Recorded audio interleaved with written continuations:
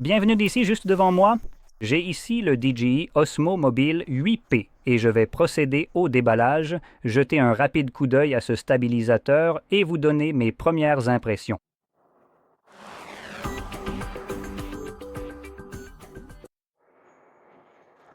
Alors allons-y directement. On a une languette à tirer, j'adore voir ça.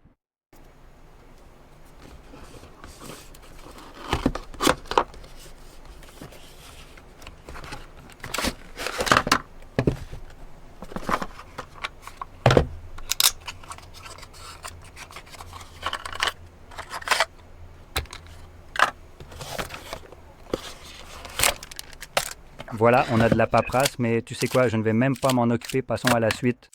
On a un câble type C vers type C et un autre câble type C vers type C, juste un plus petit avec un angle à 90 degrés. Puis, oh, un sachet absorbeur d'humidité.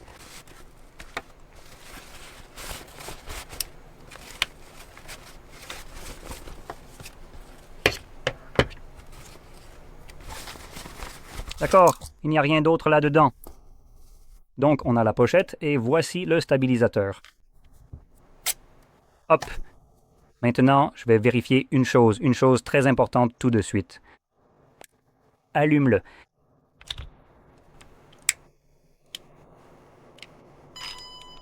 Oups, on aurait dû faire ça en premier. Voilà. Anglais? Oui, cool, d'accord, allez. Et bien sûr, je dois utiliser l'application pour ça parce que Dieu nous en préserve, je pourrais l'utiliser sans elle. Je déteste sincèrement ce genre de conneries-là. Je ne peux pas... Non, tu ne peux vraiment pas l'utiliser, super. Donc ça fonctionne d'une certaine manière pour l'instant quand c'est allumé, mais je ne peux vraiment rien faire avec. Donc,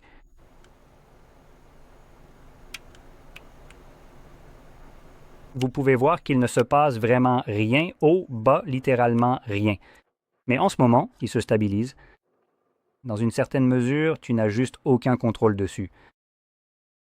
En général, DJI fabrique des appareils plutôt sympas, mais l'une des choses les plus agaçantes que je déteste personnellement, c'est le fait que leurs appareils, comme celui-ci, nécessitent une application. Jusqu'à présent, il n'y a qu'un seul appareil de chez eux que j'ai rencontré, à ma connaissance, qui ne le nécessite pas, c'était le DJI Mic Mini. Je peux l'utiliser sans micro, enfin sans l'application. Tout le reste t'oblige à télécharger cette foutue application, à y connecter l'appareil, et ce n'est qu'à ce moment-là que tu pourras utiliser ce pourquoi tu as payé. Je trouve que c'est un peu du foutage de gueule parce que tu as déjà payé pour ça. Il n'y a aucune raison pour que ça ait besoin d'une application. Il y a littéralement des commandes ici et un écran tactile. Il n'y a pas besoin d'application. Ça devrait être une option, pas une obligation. Donc, en général, je n'aime pas ça. Parce que ça t'oblige à télécharger leur application et cette application a été conçue essentiellement pour collecter des données qu'ils peuvent revendre. Ce n'est pas un raisonnement compliqué ici. Donc, en général, je n'aime pas ça et en plus parce que ça t'oblige à te connecter à une application.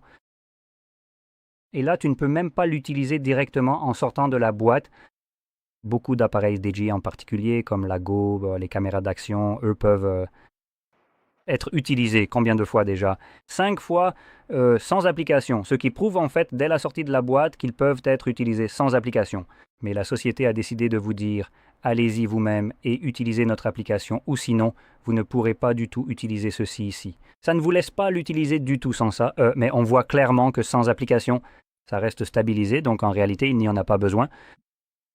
Toi et moi, on n'aime généralement pas ça parce que ça permet à la société de changer les conditions d'achat après l'achat. Et cela devient de plus en plus courant ces derniers temps chez différentes entreprises. Pas DJI, je ne veux pas dire ça. DJI, à ma connaissance, n'a pas encore fait ce genre de conneries. Mais qui peut dire que peut-être l'année prochaine, ce que vous avez acheté et qui fonctionne très bien, ils ne vont pas dire « Ah super, cette application que vous avez, elle vient d'être mise à jour et maintenant il vous faut un abonnement. » Payez chaque mois pour utiliser ce que vous avez déjà acheté. Rien ne les empêche de le faire et beaucoup d'entreprises ont commencé à adopter ce genre de conneries. Par exemple, ils vont déclarer faillite, puis imposer un abonnement une fois qu'ils ont vendu l'entreprise. Donc, en général, je déteste ça.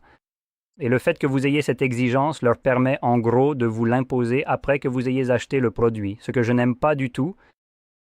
Mais l'un des aspects plus positifs de DJI, si on arrête un peu de les critiquer complètement, c'est le fait que, parce que c'est un produit DJI, on peut en fait utiliser des accessoires comme le DJI Mic Mini, qui n'a pas besoin d'être branché dessus d'aucune manière. Donc cela vous permet de vous connecter sans fil à n'importe quelle caméra d'action DJI ou ce genre d'appareil. Donc vous pouvez avoir, c'est en fait leur écosystème DJI. Donc c'est plutôt sympa. Si cela peut d'une manière ou d'une autre vous aider ici, évidemment ce serait génial. Pour les stabilisateurs, gimbal en particulier, je ne pense pas que ça fasse une grande différence, mais par exemple pour les caméras d'action et d'autres appareils. Vous avez certains, comme je l'ai dit, le Mic Mini ou l'autre micro, vous pouvez les connecter et généralement, évidemment, vous utilisez cela avec votre téléphone et d'autres appareils. Donc cela pourrait être intéressant pour vous. Donc évidemment, c'est dans cette situation précise, cela ne vous apporterait pas grand-chose avec le micro, car dans ce cas, vous devez, le capturer par ici, mais cela n'enregistre pas vraiment, donc ça ne le fait que via le téléphone. Et c'est tout.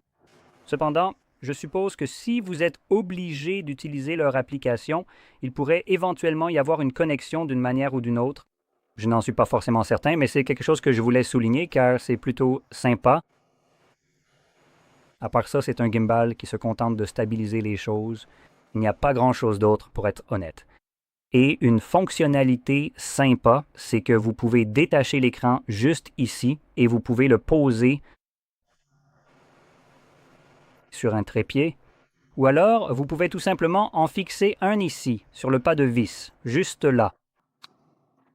Je suppose qu'ils vendent probablement l'un de ces petits modèles à visser, vous voyez, les petits aussi, donc vous pouvez en gros le poser ici. Vous le détachez d'ici, puis vous utilisez simplement cet élément sans jamais avoir besoin d'interagir avec le gimbal lui-même.